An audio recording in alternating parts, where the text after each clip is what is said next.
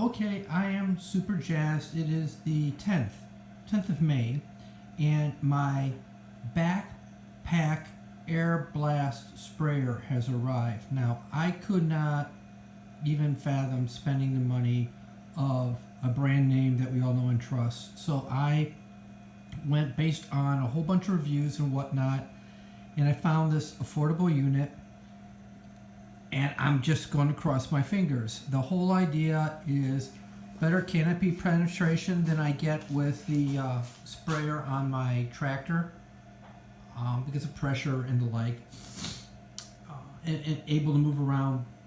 I'm just kind of hoping that it will fill a good gap, mostly for insecticides, mostly to get in and under on the insecticide. So I'm going to stop for a minute, finish my last 2 egg rolls that are sitting up there on top, and get it out of the box. And my understanding is you need to assemble it yourself, that is the bits and pieces. So I'll set up a bench and I will record that process. So anyway, I'm like really excited. It's Christmas in May. Later, bye-bye. Okay, I'm getting ready to unpack it, pull it out of the box. One thing I just really want to say that I really appreciate is there's not a lot of plastic in here. I really detest styrofoam. Using this really thick corrugated material, it's environmentally responsible, it's easy to get rid of, it's actually a lot easier to reuse. I'm grateful. Hey, you know, how often are you grateful for the box? Well, I'm grateful for the box. And it provides adequate spacing and puncture protection in transit. So, hey, cool beans, guys. Thank you so very much for using cardboard and not styrofoam. Okay, does this thing look cool or what? Baby is out of the cradle now. And I'll get in a little bit closer and get a little idea of what I've got to put together here. I'm probably going to do this as a multi-part. I'm going to read the manual and I'll break it up, but this is just the open box. You can see the kit that's on each side. There's the big volute that's taking the air off. It looks like the mother of all leaf blowers. Yeah, seriously, on your back anyway. So, if I recall, this has something to do with if you're doing powder.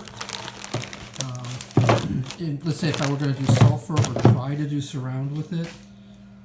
More of the flexi thingy that goes onto that thingy. This is the, probably really is the volute for when you're doing liquids, for injecting them into the airstream. It's got all sorts of little markings on there that I'm going to have to take pictures of later, so when I've worn them off, I can look at the pictures. Hoses with a parts bag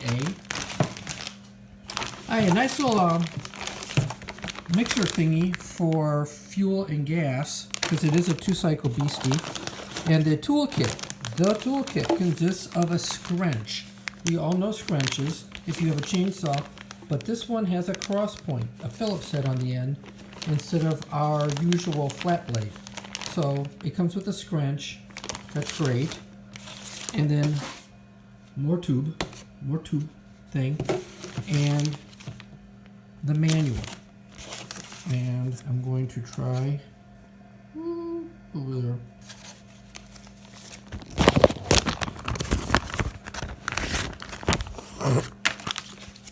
There's the bolt they didn't want you to lose.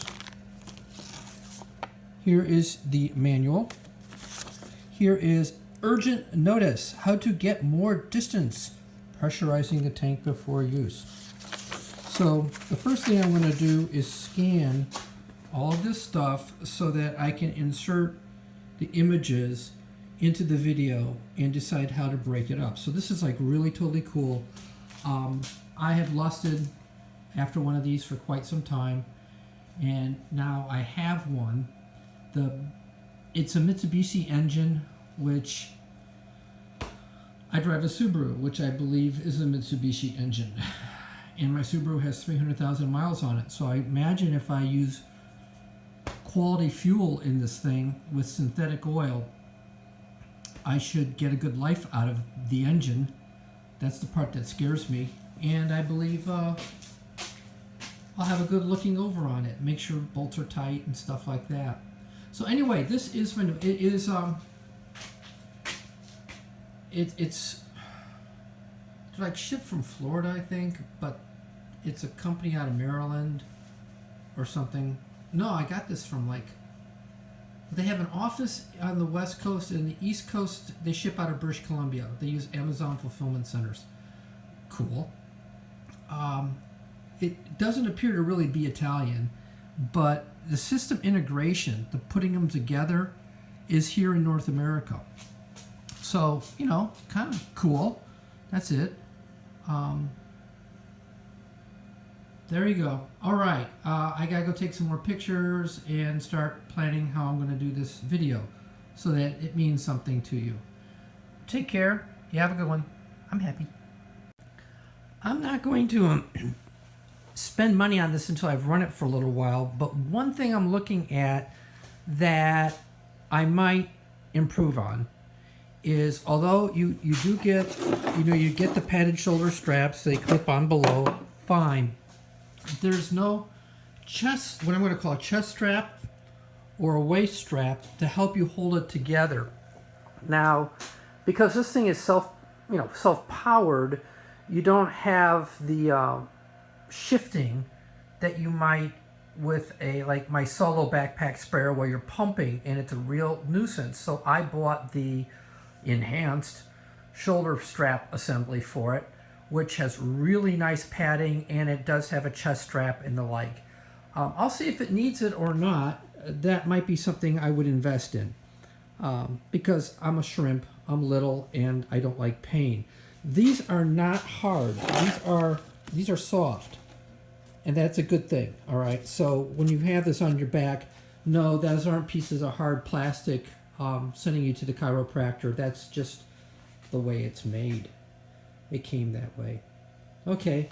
I might as well show. The other thing too is I had to look at this a bit. So this is eventually going to go on, and this is the throttle, and it's a double action. This way, when the handle's down at low, you can just pull the trigger to set your throttle speed. But if you move this main knob up and down, that's kind of like a throttle grip, and that will, so if you set it to high, it's high, and you'll notice it's pulled the trigger in, no, and then you put it back, and now the trigger's released. So it's kind of you have a manual. If you get tired of that, you just set it to high, and you go out and kill bugs. So not a big deal. I gave it a few test pulls, nice compression. All right, I'll stop now. I gotta go look at the manual.